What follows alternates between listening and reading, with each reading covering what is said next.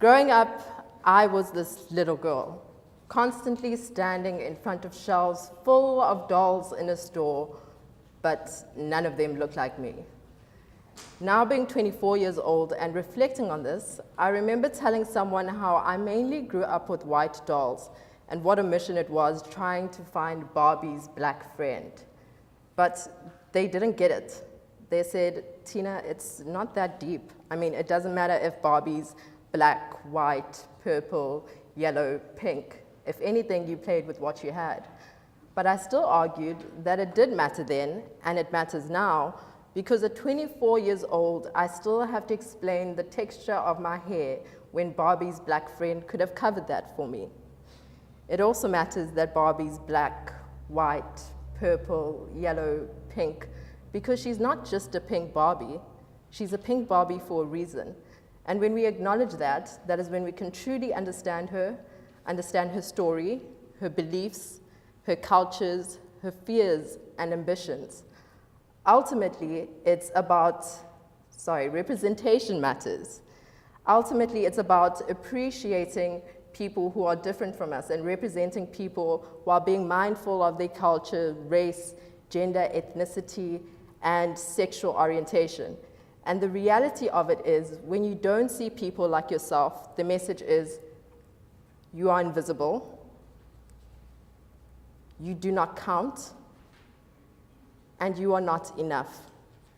Being at a creative school such as Red and Yellow and having the privilege to be exposed to the industry has always been so motivating and inspiring. Although motivating and inspiring, I was constantly looking for somebody who looked like me, a black woman. And it made me wonder if this is the image of the advertising industry that I'm going into. Will I be the little girl looking up at a shelf of agencies, organizations, senior positions that I aspire to be, but cannot personally identify with? And so this brings me to the importance of role models. We all like to feel that we can relate to something or someone. People want to see themselves. And that is why role models are important. Role models define what is possible. You can't really know that you can do something unless you can see it being done. And so representation teaches self-recognition and confidence.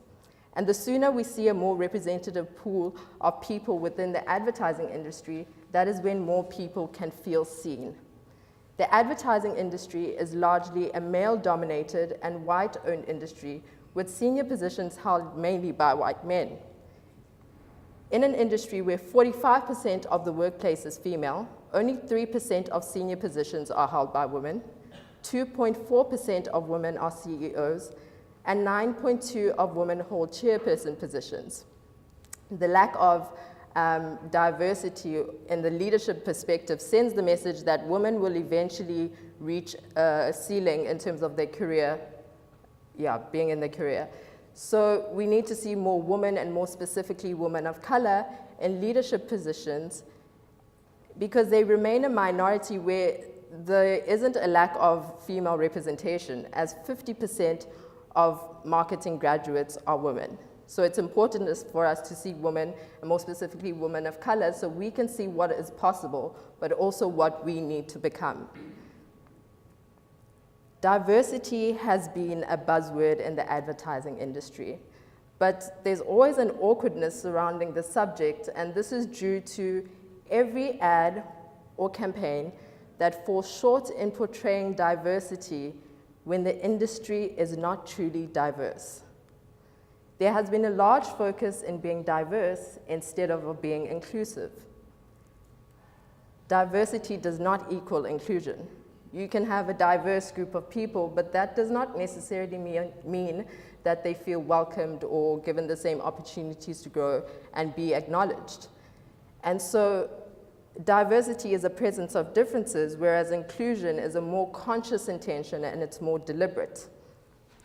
If we don't deliberately, intentionally, proactively include, we unintentionally exclude.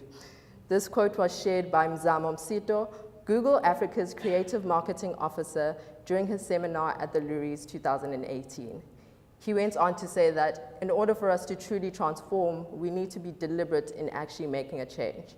So by being deliberate, agencies or organizations should not only be asking, how can we get more diverse people into our pipelines, or how can we incentivize recruiting diverse candidates?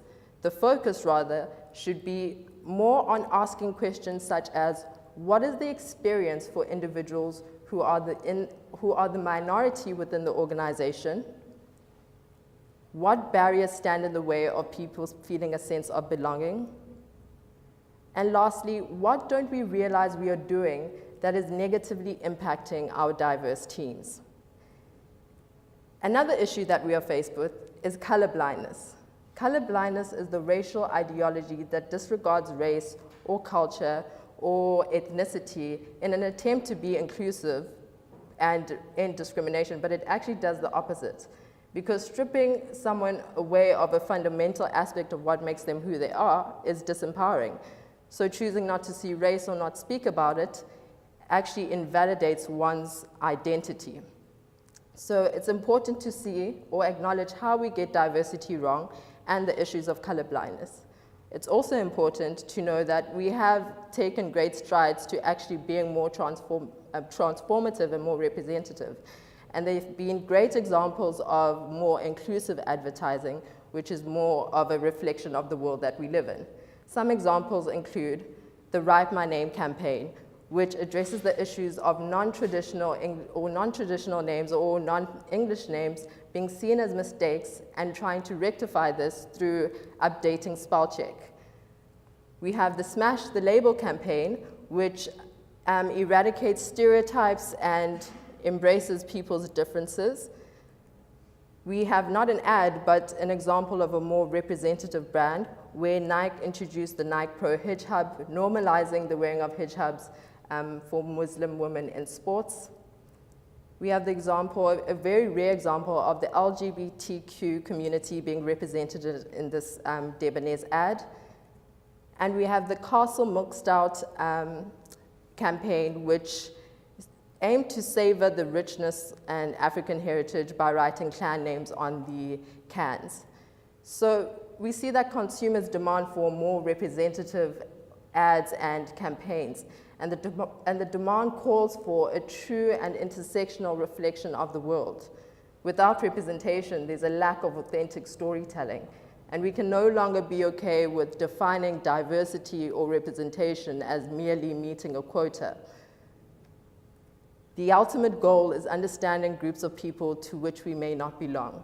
Representation matters, and it's empowering to understand groups of people to which we may not belong, and it's important to embrace each other's differences. Don't be scared of that, because not only does it influence how others view us, but also how we view ourselves.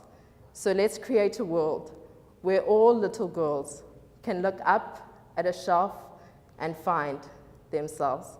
Thank you.